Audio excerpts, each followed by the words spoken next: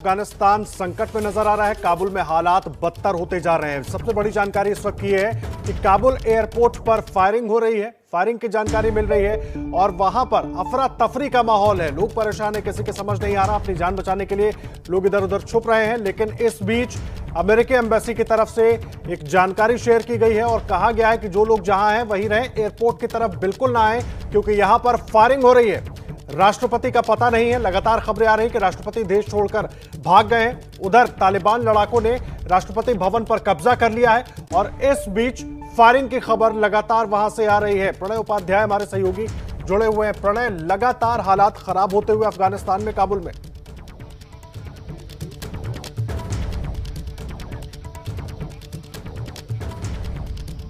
जी बिल्कुल, बीते अगर हम 12 घंटे की बात करें आदर्श, आप और हम लगातार मॉनिटर कर रहे हैं। एबीपी न्यूज़ लगातार इस चीज़ को कवर कर रहा है। जैसे जैसे चीज़ें अनफोल्ड होती चली गई, जितनी तेज़ी से हालात काबुल के बदल रहे हैं, खबरें बदल रही हैं, रिपोर्ट्स बदल रही हैं, ज़मीनी हालात बदल रहे हैं। और काबुल का एयरपोर्ट, जो कि सबसे बड़ा नर्व सेंटर इस समय कहा जा सकता है, खासतौर पर जो यूएस इवैक्यूएशन है, जो यूएस जिस तरीके से अपने ट्रूप्स को या अपने लोगों को वहां से निकालने की कोशिश कर रहा है, या अन्य जो दूसरे देश हैं जिसमें भारत भी शामिल है, अपने लोगों को निकालने की कोशिश कर रहा है, उसमें हामिद करजा इंटरनेशनल एयरपोर्ट बड़ा केंद्र है। लेकिन अब जो खबर आ रही है, जिसके मद्देनजर यूएस एम्बेसी ने अपने लोगों को और अपने नागरिकों को अलर्ट जारी करके सुरक्षा अलर्ट में कहा है कि वो एयरपोर्ट ना आए, ना एम्बेसी आए, ना कॉल करें। जहां हैं वहीं शेल्टर में रहें, बाहर ना निकलें। आपको रिपोर्ट किया जाएगा, इंटीमेट किया जाएगा। आप फ्लाइट ऑप्शंस चेक करते रहें, उसके बाद ही आएं। एयरपोर्ट पे भीड़ न लगाएं। और अगर आप देखें यूएस एम्बेसी की तरफ से जो बयान जारी किया गया, उसमें यह भी कहा गया कि दोहा में तालिबान के लीडर्स को यह बात ताकीद की गई थी, यह बात बताई गई है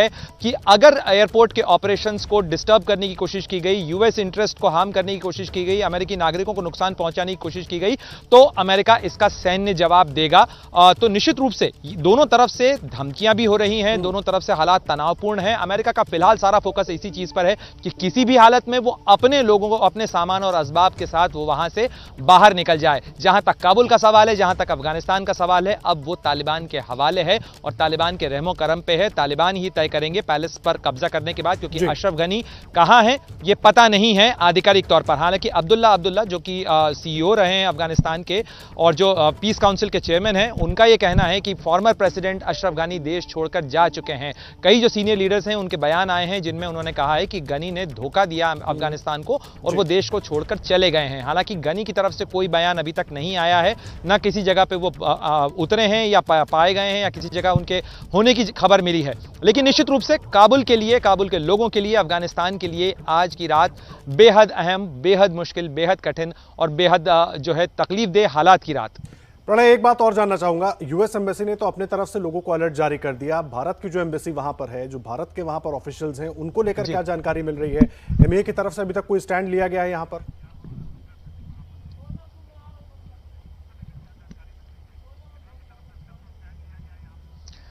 देखिए, हमने इस बारे में जानने की कोशिश की तो सरकार की तरफ से विदेश मंत्रालय के सूत्रों का भी यही कहना है कि लगातार स्थिति की मॉनिटरिंग की जा रही है। अभी भी जो सीनियर ऑफिशियल्स हैं, जो भारतीय दूतावास का जो सीनियर स्टाफ है, वो काबुल में मौजूद है, क्योंकि अब भी जिन लोगों को निकलने की ज़रूरत थी, जिस तरीके से लोग वहाँ से निकल रहे हैं। लेकिन निश्चित रूप से अगर हालात ख़राब होते हैं तो उसके बाद भारत को भी अपने लोगों को वहाँ से निकालना पड़ सकता है, क्योंकि जैसा हमने देखा इसके पहले कंधार से, मज़ार शरीफ से विशेष विमान भेजकर जो स्टाफ है उसे वहाँ से इवैक्यूएट किया गया।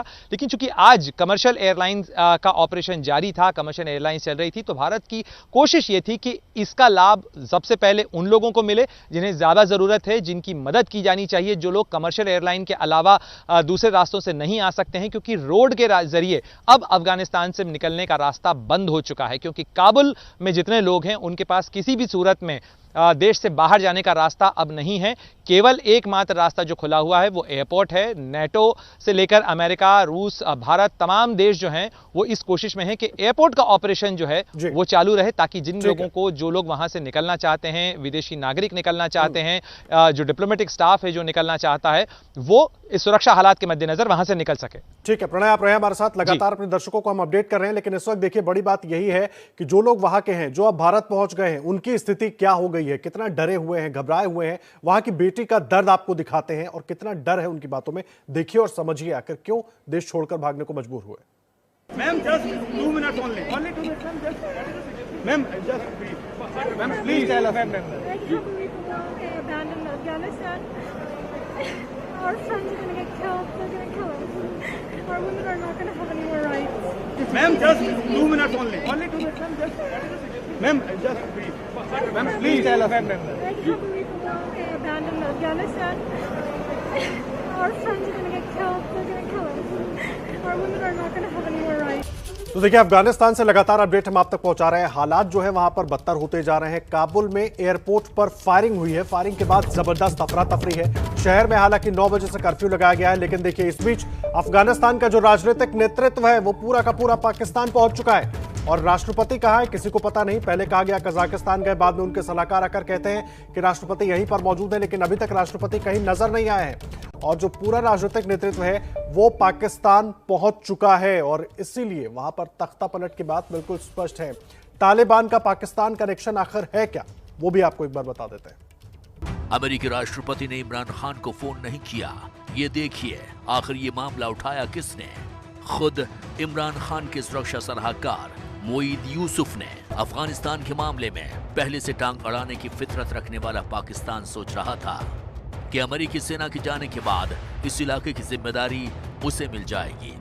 अमेरिका ने ऐसा होने नहीं दिया। तो देखिए इमरान खान ने इसकी खुंदक कैसे निकाली। इमरान खान ने कह दिया कि अमेरिका ने वास्तव में स्थिति बिगाड़ दी है। अमेरिका और पाकिस्तान के रिश्ते इस वक्त सबसे मुश्किल दौर में हैं। माना जा रहा है कि इसके पीछे आतंकवादियों का साथ देने की पाकिस्तानी फितरत और उसके नेताओं का बड़बोलापन है। गवर्नमेंट लोगों ने जिन जिन को अरेस्ट किया था सब के सब पाकिस्तानी निकले थे। सबके पास पाकिस्तान के डॉक्यूमेंट निकले। इनकी लैंग्वेज और अफगानिस्तान पाकिस्तान की पश्तो लैंग्वेज और हमारे कंट्री का मिलता जुलता है। ये हमारे कंट्री का है ही नहीं। अगर होता तो थोड़ा बहुत रहम करता। ये सारे पाकिस्तानी है जो वहाँ पे ट्रेन होके अफगानिस्तान भेजे गए हैं, यही लेके के वहाँ पे आप लोगों को सिर्फ दहशत फैलाना है। और जो आइंदा मतलब फ्यूचर में जो बच्चे हैं उनको आप लोगों को कैसे टेररिस्ट बनाना है बाकी कंट्रियों के लिए, कि ये बाकी कंट्रियों के लिए भी खतरा हो सकता है। वो हमें मतलब हमारे ऊपर ऐसा कर रहा है जो वो कह रहा है कि मैं खुद काबुल अफगानिस्तान से हूँ।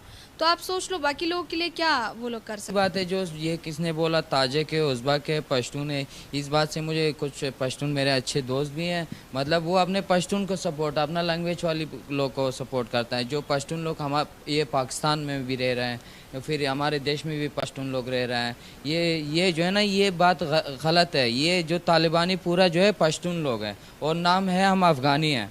हम सब में दायरे में आते हैं। हम उज़्बेक, ताजिक, पश्तून, हज़ारा हम सभी की दायरे में आते हैं। हम अफ़गानी कहते हैं। ये मान के चलते हैं कि हम पश्तून हैं, ये बात बेस्ट रहेगा। पाकिस्तान के राष्ट्रीय सुरक्षा सलाहकार मोईद यूसुफ ने अमेरिकी दौरे पर यहां तक कह दिया था कि अगर अमेरिकी राष्ट्रपति जो बाइडन प्रधानमंत्री इमरान खान को फोन नहीं करते हैं तो पाकिस्तान दूसरे विकल्पों पर काम कर सकता है। कश्मीर के मामले में पाकिस्तानी विदेश मंत्री शाह महमूद कुरैशी ने भी सऊदी अरब को लेकर कुछ ऐसी ही बात कही थी कि अगर सऊदी ने पाकिस्तान की मदद नहीं की तो वो दूसरे विकल्पों की तलाश करेगा। तो पाकिस्तान को इस बयान की बड़ी कीमत चुकानी पड़ी थी और सऊदी अरब ने पाकिस्तान से अपने कर्जों को मांगना शुरू कर दिया था। माना जा रहा है कि तालिबान को सैनिक मदद करके पाकिस्तान अमेरिका को ये एहसास दिलाना चाहता है कि उसे बिना शामिल किए अफगानिस्तान में शांति बहाल नहीं हो सकती। मगर अमेरिका समझता है पाकिस्तान की दोहरी चाल का मतलब, और यही वजह है कि पाकिस्तान तालिबान की ज्यादा मदद करके अमेरिका के प्रति अपनी खुन्नस निकाल रहा है। एयरपोर्ट पर कुछ देर पहले फायरिंग की खबरें आई थी, जिसके बाद अमेरिका ने बाकायदा अपने नागरिकों के लिए एक एडवाइजरी जारी की कि वो जहां है वहीं रहें, ना एयरपोर्ट आए और ना ही फोन करें। यहां तक उनकी तरफ से कह दिया गया था। लेकिन सबसे बड़ी बात और सबसे बड़ी खबर कि राष्ट्रपति भवन पर तालिबान का कब्जा हो गया। ये आपको प्रेसिडेंशियल पैलेस की तस्वीरें हम दिखा रहे हैं और उसके पहले अशरफ गनी जो राष्ट्रपति थे वो अपनी कोर टीम के साथ वहां से भाग चुके हैं, इस तरह की जानकारी आई। हालांकि उनके सलाहकार ने दावा किया कि वो वहीं पर हैं, लेकिन अशरफ गनी कहीं नजर नहीं आया है। और दूसरी तरफ पाकिस्तान की जो टॉप लीडरशिप है वो पाकिस्तान पहुंच चुकी है। राष्ट्रपति का आता पता नहीं है, टॉप लीडरशिप पाकिस्तान पहुंच गई है और राष्ट्रपति भवन पर तालिबान का कब्जा हो चुका है। और ये प्रेसिडेंशियल पैलेस के बाहर की तस्वीरें हम आपको दिखा रहे थे, जहां पर तालिबानी लड़ाके मौजूद थे और उसको एक तरीके से घेर रखा है।